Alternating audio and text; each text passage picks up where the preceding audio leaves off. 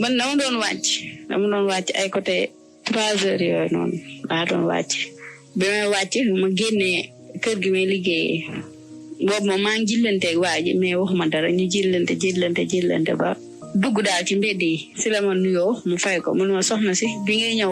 ngay wàcc fi ngay liggéey laal nga zel ma ne ko man laal naa zel kay mu daal ne ma ñun de dem Macky Sall bi muy def déclaration bi est-ce que seetaan nga ko man ko déedéet mun ma ñun Macky Sall moo ñu autorisé pour ñu taxaw ci mbedd mi ku ñëw ñu jox la zel nga laal ndax Sicap Mbao dafa amoon cas yu fa amoon mu ne looloo tax day bañ ñu génne fi yóbbaale virus bi te loolu mën na gën a tas feebar bi man tamit ma jàpp ne lu mu wax dëgg la ma jox ko moom mu defal ma zel ma defalee zel bi nag moom bu ma ko diwoo man moom boobu laa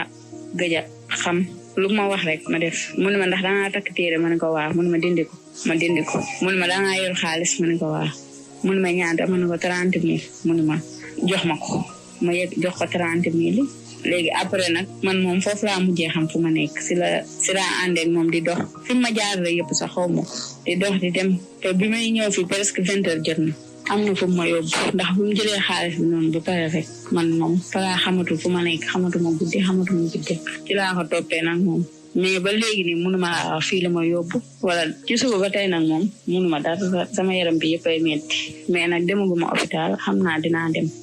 mais comme li nga wax noonu pour ba xam nu ma def ba egsi ci koñ beeg yooyu loolu tamit xam naa ni moom ñàkkul ne xam na man fi ma dëkk wala yàgg na maa topp parce que lu tax ma xam loolu daf ma moom te xam naa moom moo ma indiwaat ba teg ma si yoon moo ma indiwaat ba xam naa teg ma ci yoon ndax man damaa jékki-jékki rek kiiwee commencé fàttali ku mën a indi sama bopp ci kër gi mais affaire bi moom daf maa jàpp bi suba ba tey dama gëlëm bi deñ na xam naa ni fii suñ kër la mais dafay rey sama yaram bi yëpp daal